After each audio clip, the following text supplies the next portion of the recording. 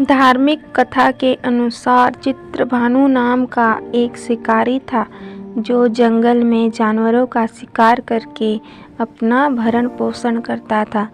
शिकारी के ऊपर साहूकार का काफ़ी कर्ज था, लेकिन कर्ज न चुका सकने के कारण क्रोधित साहूकार ने उसको बंदी बना लिया था। जिस दिन साहूकार ने उसे बंदी बनाया वह सावन शिवरात्रि का दिन था।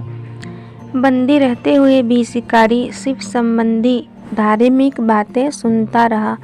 वही उसने शिवरात्रि व्रत की कथा भी सुनी।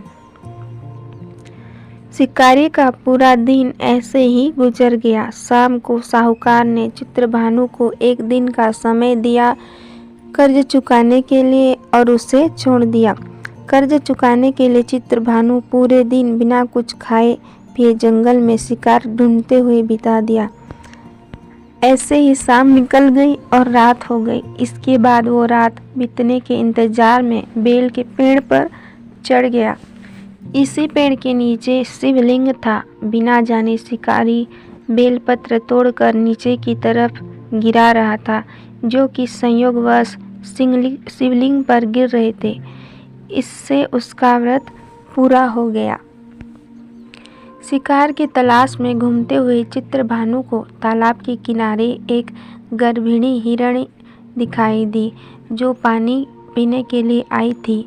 उसका शिकार करने के लिए उसने धनुष बाण निकाला। उस हिरणी ने चित्रभानु से कहा, इस बार उसे न मारे क्योंकि यह उसके प्रसव का समय है। तुम दो जीव की हत्या करोगे, यह ठीक नहीं है। हिरणी ने शिकारी से वादा किया कि जब उसका बच्चा इस दुनिया में आएगा तो वो खुद उसे उसके पास लेकर आएगी, लेकिन अभी उसे जाने दे। शिकारी ने उसकी बात मान ली और जाने दिया। इसके बाद प्रत्यंचा चढ़ाने तथा ढीली करते समय कुछ शिवलिंग पर कुछ और बेलपत्र गिर गए। ऐसे में चित्रभानु से अनजाने में शिवलिंग की प्रथम प्रहर की पूजा भी हो गई। कुछ देर बाद शिकारी को एक और हिरणी दिखी। उसे देखकर शिकारी बहुत खुश हुआ और शिकार करने के लिए तैयार हो गया। हिरणी ने उसे निवेदन किया कि वो कुछ ही देर पहले ऋतु से निवृत्त हुई है। मैं अपने प्रिय को ढूंढ रही हूँ। मैं एक कामातुर विरहिणी हूँ। जैसे ही मुझे मेरा पति मिल जाएगा वैसे मैं आ जाऊंगी। रात का आखिरी पहर बीतने ही वाला था। इस बार भी चित्रभानु से बेलपत्र टूटकर शिवलिंग पर गिर गए। इससे दूसरे पहर की पूजा हो गई। दो शिकार को खोकर शिकारी चिंता में पड़ गया। रात्रि का आखिरी पहर बीतने को था कि तभी एक अन्य मृगी अपने बच्चों के साथ उधर से निकली। शिकारी ने उसे देख तुरंत धनुष पर तीर चढ़ा दिया। वो तीर छूटने को ही था कि मृगी बोली, मैं इन बच्चों को इनके पिता के हवाले करके लौट आऊंगी। इस समय मुझे मत मारो। दो शिकार खोकर शिकारी चिंता में पड़ गया। रात्रि का आखिरी पहर बीतने को था कि तभी एक अन्य मृगी अपने बच्चों के साथ उधर से निकली। शिकारी ने उसे देख तुरंत धनुष पर तीर चढ़ा दिया। वो तीर छूटने को ही था कि मृगी बोली, मैं इन बच्चों को इनके पिता के हवाले करके लौट आऊंगी। इस समय मुझे मत मारो। मैं इन्हें इनके पिता को सौंप कर तुम्हारे पास तुरंत लौट आऊंगी। मृगी की बात सुनकर शिकारी को उस पर दया आ गई। उसने उसे भी जाने दिया।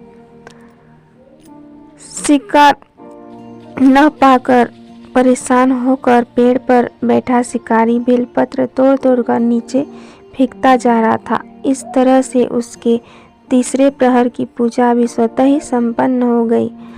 पूरी रात इंतजार करने के बाद सुबह शिकारी को एक हिरण दिखा।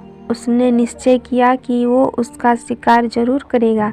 शिकारी ने प्रत्यंचा चढ़ा ली। इस पर हिरण ने कहा कि अगर उससे पहले आई 3 हिरणियों और उनके बच्चों का शिकार उसने किया हो तो उसका भी शिकार कर ले। जिससे उसे उनके वियोग में दुखी न होना पड़े। लेकिन अगर उन्हें जीवन दान दिया है तो उसे भी छोड़ दे। जब वो उन सभी से मिल लेगा तो वो आ जाएगा। यह सुनकर शिकारी ने उस हिरण को रात भर का घटनाक्रम बताया। तब हिरण ने कहा कि वो तीनों हिरनियां उसी की पत्नी हैं। हिरण ने शिकारी से कहा कि जिस तरह से तीनों हिरनियां प्रतिज्ञाबद्ध होकर यहाँ से गई हैं, अगर उसकी मृत्यु हो जाती है तो वो धर्म का पालन नहीं कर पाएंगी। हिरण ने कहा कि जिस तरह उसने विश्वास कर हिरनियों को जाने दिया, उसी तरह से उसे भी जाने दे। वह जल्दी ही पूरे परिवार के साथ शिकारी के सामने हाजिर हो जाएगा। जाने अनजाने में ही सही, उपवास, रात्रि जागरण और शिवलिंग पर बेलपत्र चढ़ाने से शिकारी का हिंसक हृदय अब निर्मल हो गया था। उसके हाथ से धनुष छूट गया और उसने मृग को जाने दिया। थोड़ी देर बाद वह मृग सपरिवार शिकारी के सामने उपस्थित हो गया, किंतु जंगली पशुओं की ऐसी सत्यता और सामूहिक प्रेम भावना देखकर शिकारी को बड़ी ग्लानि महसूस हुई।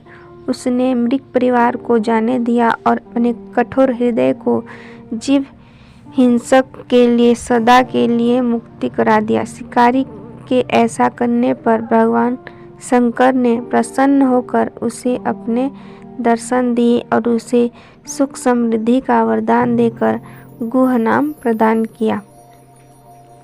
वीडियो अच्छा लगा हो तो चैनल को सब्सक्राइब करें। धन्यवाद।